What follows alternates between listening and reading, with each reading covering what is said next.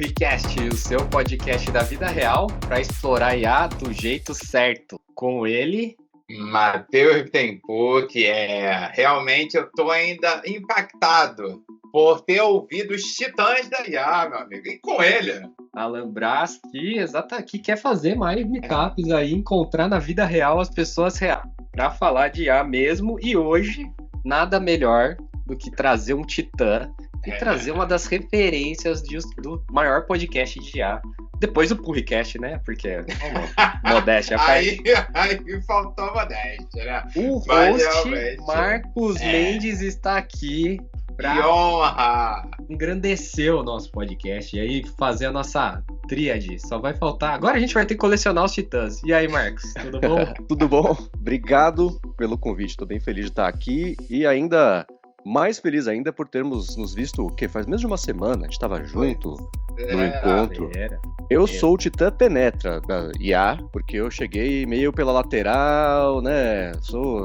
Fui aprendendo na orelhada, mas estou muito feliz de estar lá, com esse bando de gente bacana e, claro, de estar aqui também. Obrigado pelo convite. Muito bom. Para quem não sabe o que a gente está falando, quarta-feira passada rolou lá na FIAP em São Paulo um encontro, um meetup dos podcasts com Marcos Fabrício do IA Sob Controle, o Felipe Lauer do Vida com IA e eu e o Matheus também lá, ficamos muito honrados de participar.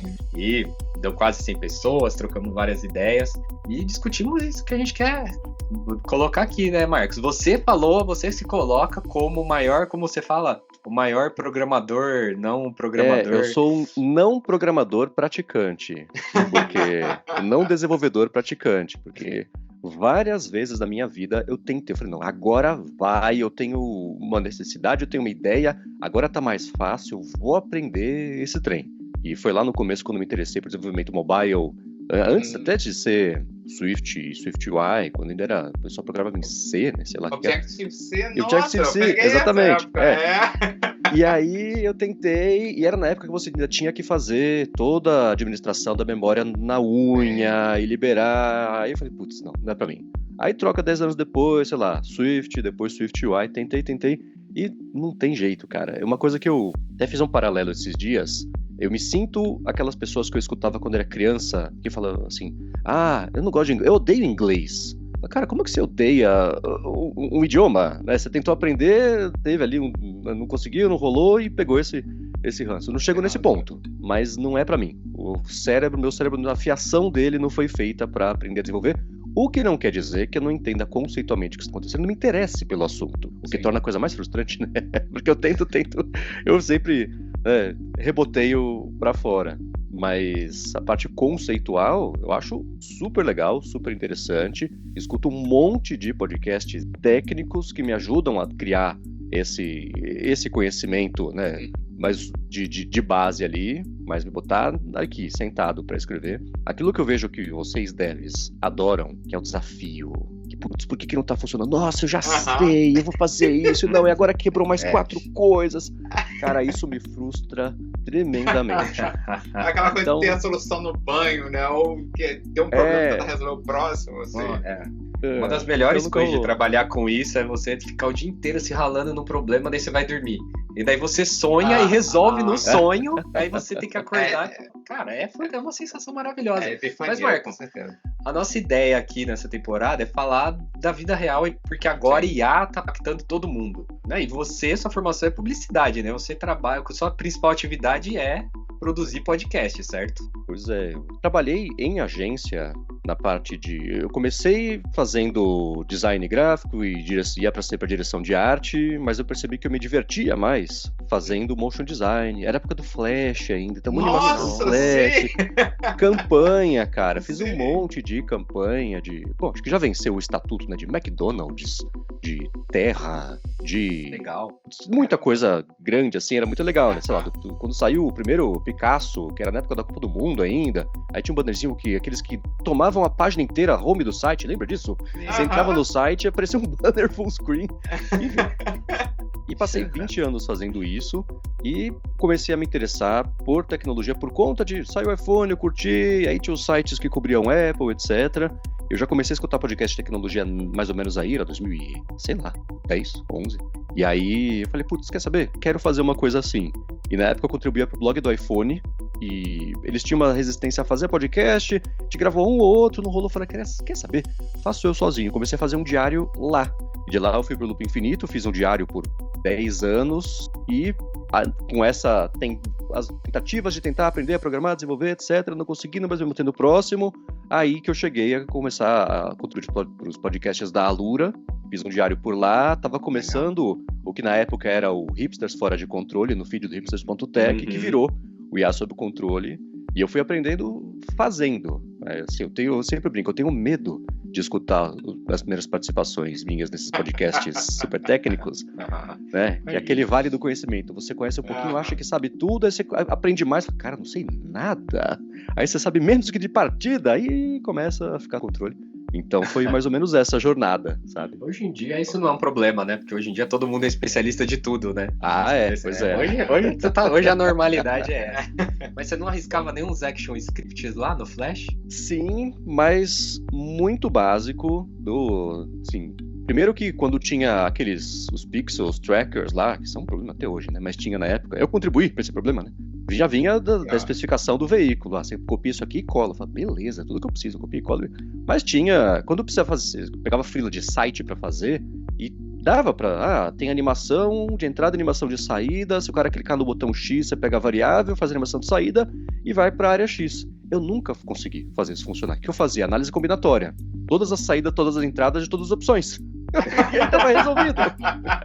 Porque não rolava, sabe? Mas ActionScript era muito básico de roll-on, roll-out, on-click. Era bem o basicão de banner mesmo. De resto, tinha o pessoal dev lá da agência que resolvia.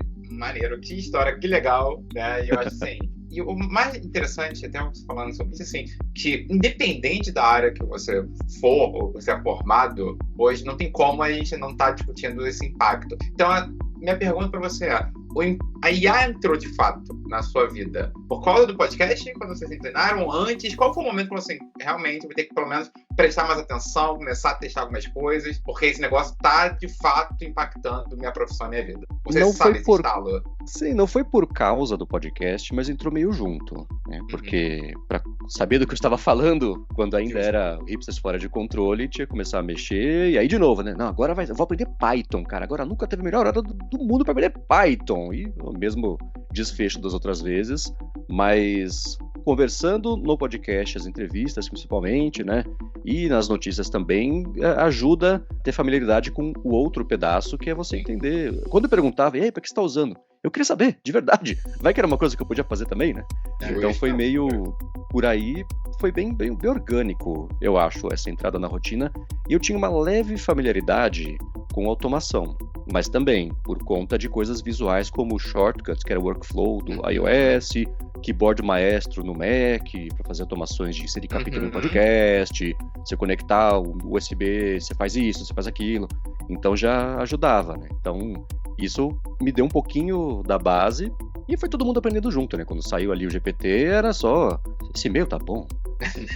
Qual palavra que tá faltando aqui, né? Aí você vai aprendendo, e agora mais com a parte agêntica, já a parte de automação me ajudou a ter um pouquinho mais de familiaridade, pelo menos conceitual, com isso de a coisa andar meio sozinho.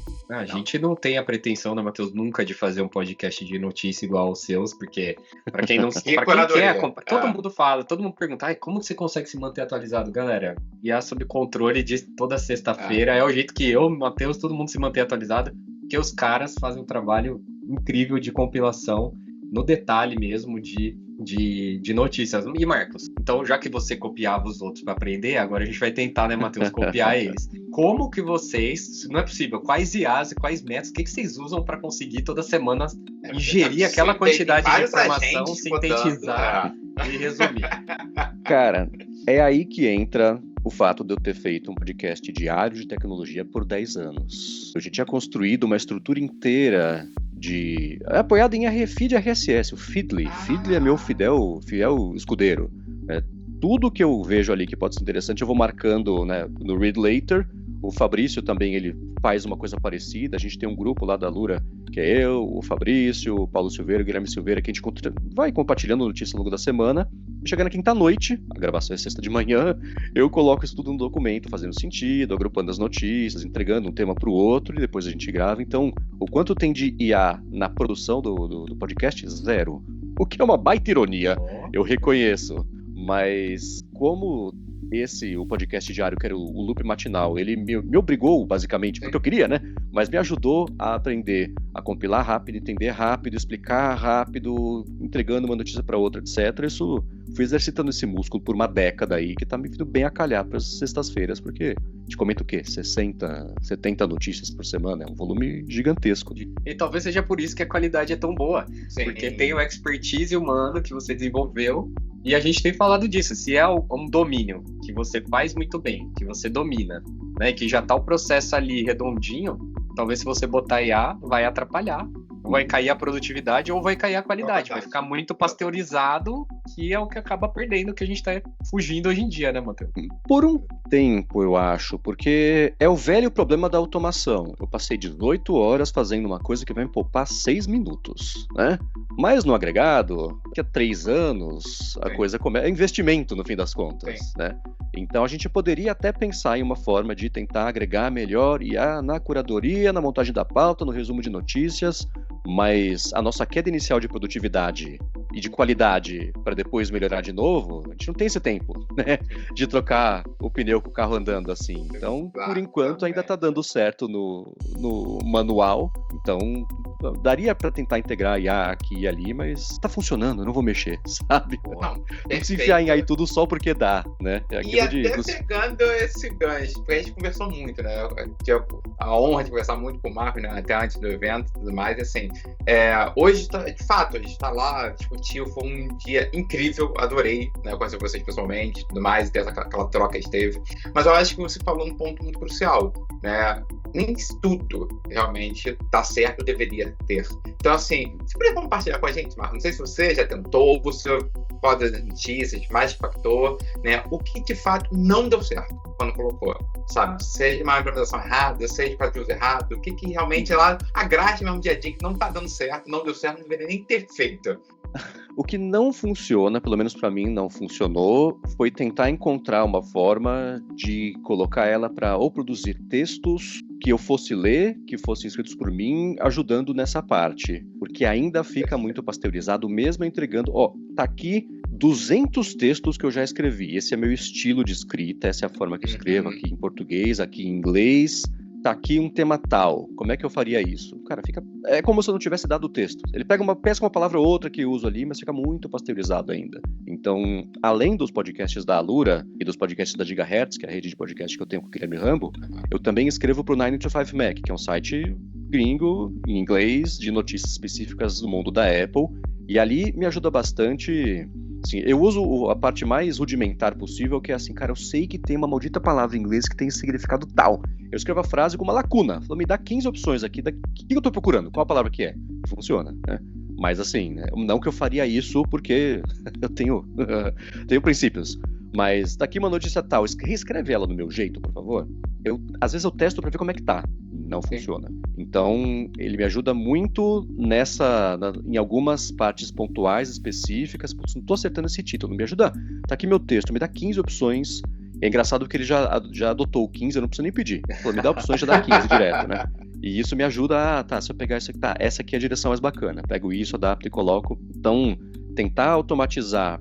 E não tô também escrevendo, né, declaração de independência. É uma coisa que no grande espectro das coisas...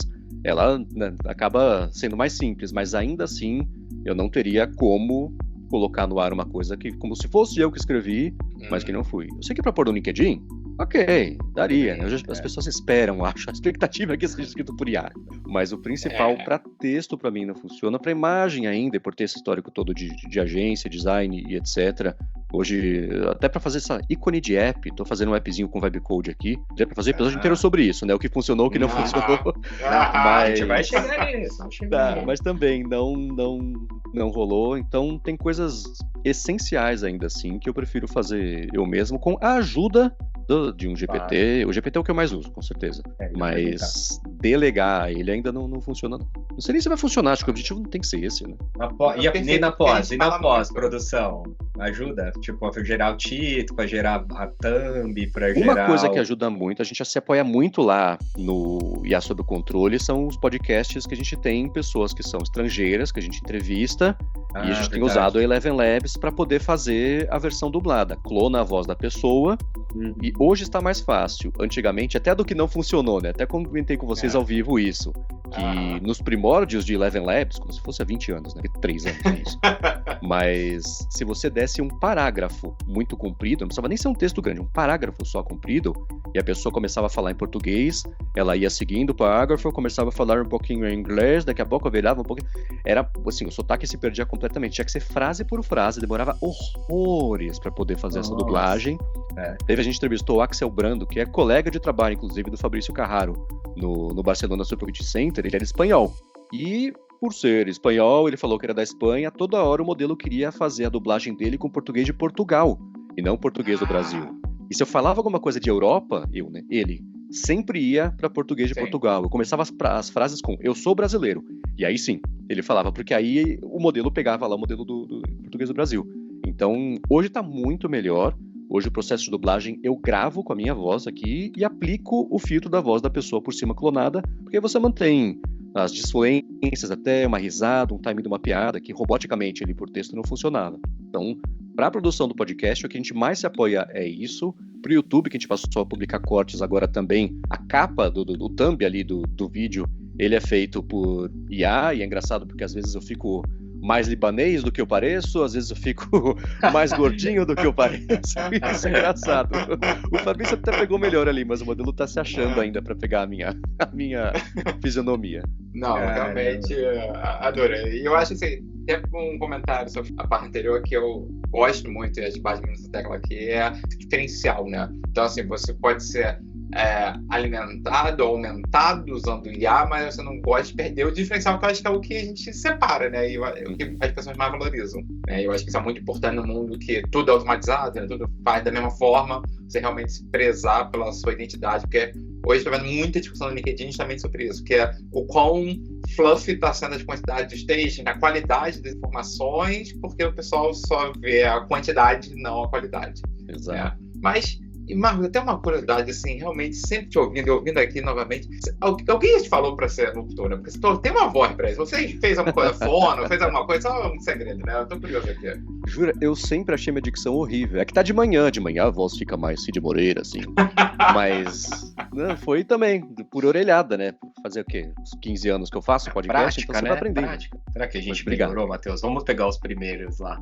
Tô até com medo. Cara, a gente faz muita piada com vibe coding aqui, né? Até eu fico falando vibe tudo, né? Vibecast.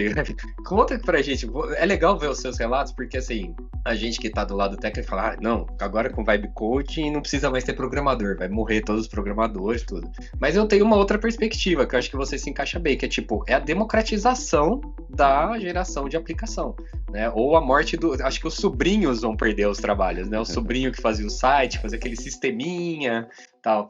Mas qual que é, assim, você que tá em contato, óbvio, com o Fabrício e com notícias e com esse mundo muito mais até que a gente, qual foi a sua experiência aí? Conta aí esse case de vibe coding que você rolou. Olha, ela foi frustrante até recentemente, e aí, tá certamente vendo? foi uma coisa que vocês já comentaram aqui, a gente já comentou no IA Sob Controle também, que de 2 meses pra cá virou mais uma chavinha, né? E agora, a gente sempre falou isso, mas agora de verdade, tá bom de verdade, agora dá de verdade, né? Que era igual a 6 meses, a 1 ano. Mas pra mim, na minha incompetência de não desenvolvedor praticante, eu nunca tinha conseguido fazer um projeto. Eu tenho uma ideia, quero fazer um projeto. Eu não, né? Agora eu baixei o Codex, porque ajudava que ele não... do mesmo plano embutido lá da OpenAI de $20 por mês, não tinha que pagar nada mais, né? Que eu sou mão de vaca. Então eu tinha uma ideia que era pra me ajudar nos artigos do 95Mac. O que acontece é o seguinte, tem muito site que tem feed RSS. Tem muitos sites que não tem feed de, sei lá, documento regulatório, coisa assim, que eu ficava checando manualmente. Falei, cara, se eu pedir para o IA criar para mim um aplicativo que faça snapshots de X em X tempo, se tiver uma diferença numa área que eu sinalizar, ele me sinaliza, né? Se não, passa batido. E funcionou. Em 15 minutos. Ele fez a engine bonitinho. Eu falei, legal, agora ao invés de um link, vão ser 15 links. Vão ser esses aqui. Ah, esse aqui não funcionou. E aí ajuda a saber mais conceitualmente, né? Putz, agora é porque esse aqui carrega em JavaScript, e aí, putz, vê se o WebKit é o melhor jeito de você fazer isso, que eu tô fazendo isso no Mac, etc. Então, faz 2 semanas que eu tô dourando ali o aplicativo, agora seria legal se eu pudesse, deixa eu marcar quais eu quero, quais eu não quero. Agora, quando mudar muita coisa, espeta o Apple Foundation Models aqui, me dá um resumo do que significa. Esse resumo joga na notificação, deixa eu marcar como lido na notificação, te dá um feedback se devia ter avisado, se não devia. Então isso funcionou super bacana. E agora eu tô fazendo um segundo experimento, que é, agora que meu app tá bacaninha pelo Codex, eu peguei o Cloud Code e vou fazer a mesma coisa. Vou fazer uma rinha de Vibe Code. Gostei, ver quem faz o melhor aplicativo. Vibe Code em Arena. Exatamente. Mas, cara, então funcionou. O que legal é que você descreveu aí, para quem não captou, ele descreveu o processo iterativo. Primeiro, ele sabia muito bem o que ele queria. Ele não mandou um prompt gigantesco lá e esperou um sistema pronto em uma tacada só, né, Marcos? Você foi fazendo, você foi adicionando funcionalidades, foi adicionando complexidade também no sistema, e você tem uma pitada técnica, porque você dava o WebKit, você dava as palavras-chave ali técnicas também para direcionar. Então, ou seja, aí ajuda muito, realmente. Cara, eu sempre também quis fazer aplicativo para celular e nunca tive saco de aprender Swift ou aprender aqueles Objective-C, aquelas coisas lá. Vai ajudar muito, para quem sabe, vai ajudar muito. É legal esse caso. Com certeza, mas assim, eu não compro essa ideia de que os devs vão morrer, não vai precisar mais de dev. Acho que vai redefinir o significado de ser dev, assim como quando saíram as linguagens que eram mais abstraídas de você fazer um assembly, também redefiniu, e COBOL também redefiniu. Então você vai distanciando do 0 e 1 ali, do metal, né, do chip mesmo, mas dá mais oportunidade, tem mais trabalho. Sempre foi isso, né? Sempre teve mais trabalho quando falaram que o trabalho X ia acabar. E mudou, mas não quer dizer que vai acabar, não. É mais gente pra brincadeira, pô. É mais gente pra ir em evento. É mais gente descobrindo coisas novas, fazendo coisa nova, que é coisa mais legal que isso. Pois é, eu acho que justamente isso que eu vivi muito lá no evento, justamente essa questão de uma troca muito rica, muito pé no chão, e eu acho que vendo as pessoas agora, obviamente lá um pouco mais técnico, mas eu acho que aqui está percebendo que cada vez tem interesse em pessoas que nunca ouviram falar e que estão tentando. Ontem mesmo recebi uma mensagem de uma pessoa que fez a nossa maratona que na TI falou assim: nossa, fiz meu primeiro site, estou muito feliz, estou fazendo várias coisas. Então acho que esse sentimento realmente é muito bom, e eu acho que essa democratização é muito importante, até por esse caso de uso. E foi muito bom, né, porque a gente comentou isso no painel, né, Marcos? A gente inclusive nós três fizemos um painel, né, lá com a internet, então assim, a gente bateu muito nessa tecla, né, e essa foi uma discussão muito boa sobre essa morte que tá agora, né, essa morte do SaaS, se realmente isso acaba, não acaba. Eu lembro que você tinha um ponto polêmico, né, sobre isso. Então assim, porque a gente tá aqui discutindo, eu queria só que você trouxesse de volta, só pra gente realmente, todo mundo que tá vendo essa questão, que agora vou criar meu próprio site, aquela coisa toda, ou que vive em relação a isso, as assinaturas, qual a tua visão aí? Pelo menos é difícil falar sobre o futuro em 1 ano, 2 anos, não sabe nem daqui a 6 meses, né? Mas num curto espaço de tempo, o que você acha? Amanhã, terça-feira. Que você... e com o risco de estar errado, né? De amanhã já ter aparecido uma coisa nova, mas é aí que está o ponto. Né? Eu até comentei sobre isso no Dia sobre Controle da última sexta-feira, a gente extrapola o presente para o futuro e a gente pega as variáveis que existem, todas que tem hoje, e para onde elas vêm apontando, a gente só, né, faz aqui a extrapolação. Não é assim. Né? E para as empresas de SaaS, principalmente, meu ponto, ele é até meio elementar. A Salesforce, ela tem 30, 40 anos, seja a IBM, tem toda a idade também de experiência, de saber as necessidades que as empresas, nem elas sabem que elas vão ter. Então, as IAs novas vão substituir uma IBM, vão substituir uma Salesforce, vão substituir uma Adobe. Não, a Adobe com IA vai andar junto, né? E tem coisas novas que a gente não sabe que vão acontecer. Né? Se tivesse extrapolado como é que vai ser o futuro daqui a 5 anos, teria todo mundo errado. Ninguém nem previu que ia chegar tudo isso de IA. O OpenAI era só um estúdiozinho de... Então, calma. Eu sempre falo isso, né? Calma, não vai ser catastrófico, não vai ficar igual. Que bom que não vai ficar igual. Mas não vai ser catastrófico também. Eu não tô mais niilista do tipo, vai acontecer o que sempre acontece. Nada. Não, é claro que vai acontecer coisas... Mas quando aponta para direita e para cima, geralmente é isso que acontece. Né? O pessimismo tem uma capacidade de convencimento enorme, mas geralmente o otimismo dá um banho de realidade nisso e acaba vencendo. Então eu tô mais tranquilo. Eu queria ver as pessoas mais tranquilas em relação a isso, mas caos vende, caos dá clique, caos parece que a pessoa é inteligente. Segura. É meio por aí que eu tenho pensado. Cara, a gente tem que ser daqui a pouco os psicanalistas da ansiedade de IA, porque a galera tá muito ansiosa mesmo. Agora, cara, pra gente ir pra parte final aqui, conta alguma coisa da sua vida pessoal que você tem feito com IA que você não teria como fazer antes. Te dou 2 exemplos, por exemplo. Eu já falei em algumas oportunidades. Eu já fiz provas para os meus filhos estudarem para prova de português com o IA. Revisei, obviamente, porque tinha 2 questões erradas. Já depois, até com o notebook LM, que tem o quiz agora lá, agora eu já estou fazendo com quiz. Aí eu tava brincando com vídeo, por exemplo, na volta às aulas eu fiz um videozinho deles voltando para a escola agora, no início do ano, e compartilhei. São, enfim, que a gente também explora outros campos. O que você tem feito aí do lado pessoal? Olha, tem 2 exemplos aqui, eu vou tentar contá-los bem rapidamente. O primeiro, quando saíram aqueles primeiros GPTs customizados, lembra que era uma interfacezinha bem à prova de limitações cognitivas, que seria o meu caso, né? De você dar ali um prompt. Você vai ser um assistente muito útil para X, Y, etc. O que eu fiz? Eu vou te subir uma foto com um monte de garrafa. Eu gosto muito de coquetel, né? Coquetelaria, etc. E eu tinha umas aqui, e eu gosto muito, sei lá, do Dramartini, de um Boulevardier, de um Negroni, uma coisa assim. Mas, né, deixa eu tentar variar, né? Falei, vou te subir uma foto com um bando de garrafa. Você vai entender quais são as garrafas e me dizer quais são os coquetéis que eu consigo fazer com o que eu tenho aqui em casa, né? Parta da premissa de que eu tenho limão na cozinha, que eu vou ter gelo no freezer, mas me ajuda a fazer, né, coisas diferentes e tal. No comecinho não era muito bom, daí ele, sei lá, achava que eu tinha umas garrafas que não tinha, não levava muito a sério, assim, o que tinha na foto, mas já ajudou a direcionar, e hoje em dia é uma coisa que funciona muito bem. E a segunda coisa foi ajudar a minha namorada a estudar para uma prova, e ela também tinha uma certa resistência, o negócio não funciona, vai alucinar, né? E falei, não, vamos lá, peguei o edital, peguei o material de estudos, peguei versões anteriores da prova, botei ali para mastigar, e aí fui fazendo o guia de estudos e simulado, eu fiz com ela, né? Fui estudando junto ali, fazendo o simulado, etc, etc. Deu super certo, arrebentou na prova. Então foi outro caso de estudo que eu acho que muita gente pode se inspirar para o que você falou, né? De estudar com os filhos, com as filhas. Então isso ajudou bastante. Também foi em cima lá dos GPTs customizados de tempo depois de ter saído.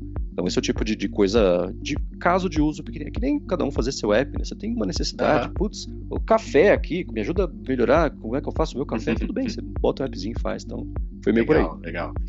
Matheus, esses dois não. No caso de estudar, a gente tem na nossa maratona de IA, né, Matheus? Para quem não sabe, a gente fez 2 rodadas, Marcos, de maratona de IA, que é um curso que a gente bolou no nosso estilo, assim, meio bootcamp, meio solto. E um dos casos um dos desafios é aprender qualquer coisa com o IA. E aí a gente usa o notebook LM, não usa o GPT, mas é exatamente essa pegada. Contextualiza, sobe as coisas, gera o roadmap, mindmap, roteiro, vídeos, áudios, né? Isso me lembra muito, né? Porque ouvindo aqui você fala, Marcos, eu acho que a principal essência sua é justamente aprender.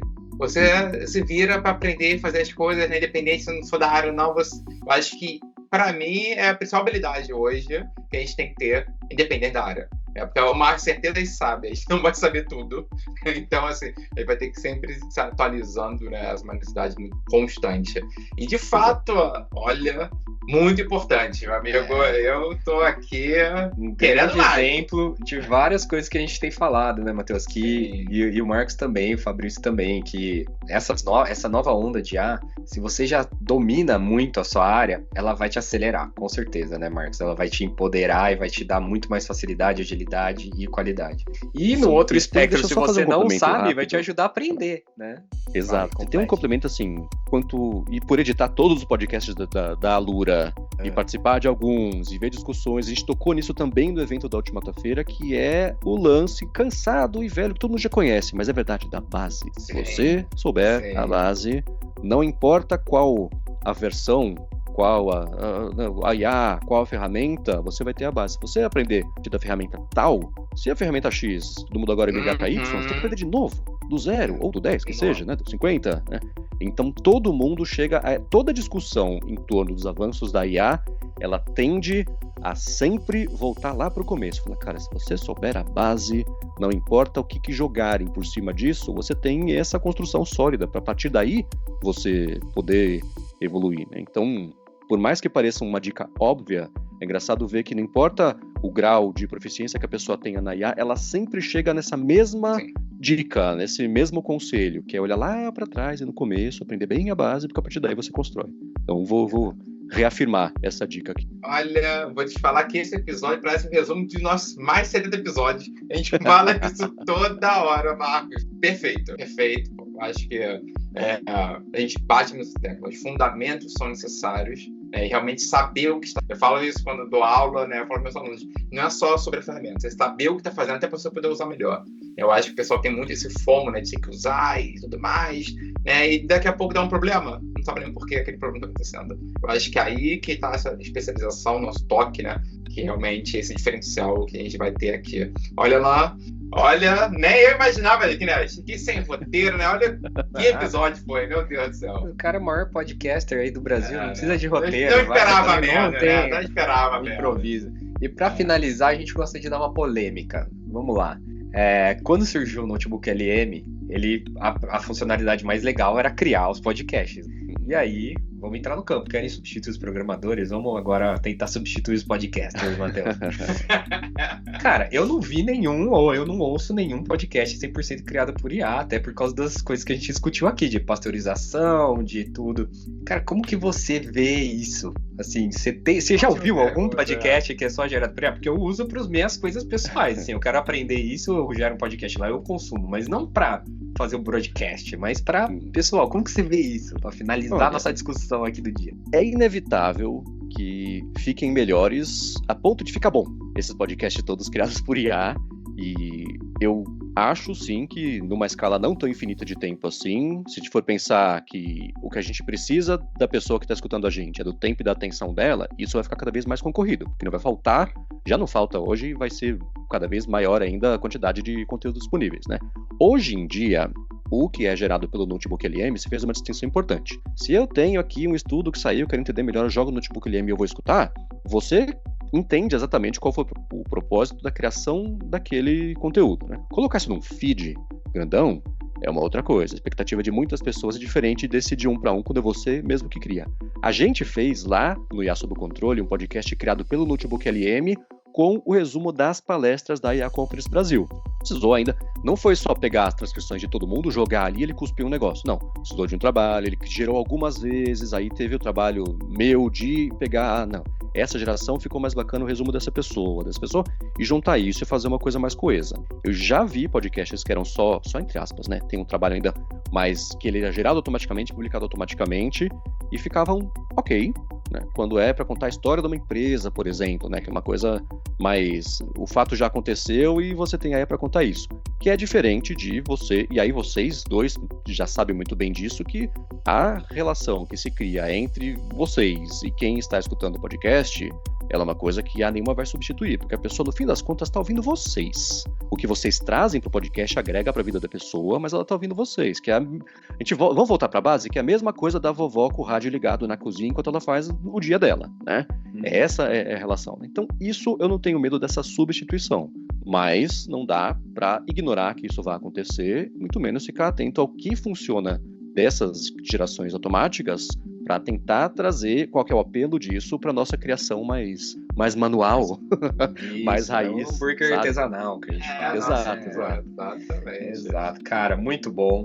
Marcos, obrigado. Acho que a mensagem para fechar foi excelente, né? Que é o que a gente vive aqui também. Acho que a tecnologia ela avança e essa disruptura que a IA generativa deu mostra pra gente que a gente tem que ser melhor ainda. Não a gente tentar ganhar da IA, né? Mas a gente ser o ser humano melhor e valorizar mais isso, que é o que a gente valorizou lá pessoalmente, que foi muito mais legal se encontrar ao vivo. Então, se você tiver a oportunidade, vá nos meetups, vá nos eventos, vá na IA Conference Brasil, que eu vou estar lá esse ano de novo, a gente se vê lá de novo, né, Marcos? Sim. Porque a interação humana é o que a gente tem de diferente, né? É o que vai fazer a diferença. É isso aí. Quanto mais a pessoa te conhece, mais difícil vai ser uma IA poder te substituir. Mesmo que você tente colocar, né? Ela vai saber que não foi você que escreveu. Você não escreve assim, você não fala assim. Só você teria feito uma piada aqui que você não fez.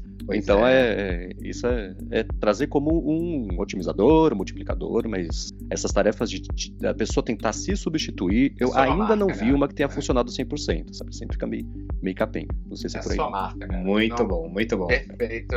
Marcos, que prazer novamente. Então, assim, muito obrigado. É uma aula. Então, fica aqui, obviamente, nosso muito obrigado no convite aí para qualquer parceria. Tamo junto, porque de fato, eu tava falando com a Lance, a gente precisava trazer o que a gente viveu lá no evento, mas realmente multiplicar pro pessoal aqui, porque essa conexão, essa troca que a gente faz, a gente foi muito rica, muito necessária, e eu acho que realmente, para mim, esse episódio é o resumo de tudo que a gente fala nos outros. Então, eu adorei que você foi certeiro, né, nos pontos, nas dicas, pessoal. Então, meu amigo, o nível tá cada vez mais alto, hein? Tá difícil agora, hein? Então, pois é. Veja aí os próximos que vão vir, olha a barra como tá subindo. E, para não terminar, que lá no Meetup fez sucesso as nossas URLs para continuar essa conversa. É no comece.ia.br, que é o nosso grupo do WhatsApp, vamos lá trocar com a gente. Para ouvir esse e outros, podcast.ia.br, até zoaram que a gente pegou a URL, pegamos. 3 horas de ponto estava lá. Então ouça lá. E, como o Matheus sempre diz, até o próximo episódio. Até lá, hein? Valeu, gente. Obrigado, Marcos. Tchau, tchau. Valeu. Para mais informações, acesse pullrequest.dev. Este podcast é uma produção independente e não representa a opinião de nenhuma empresa.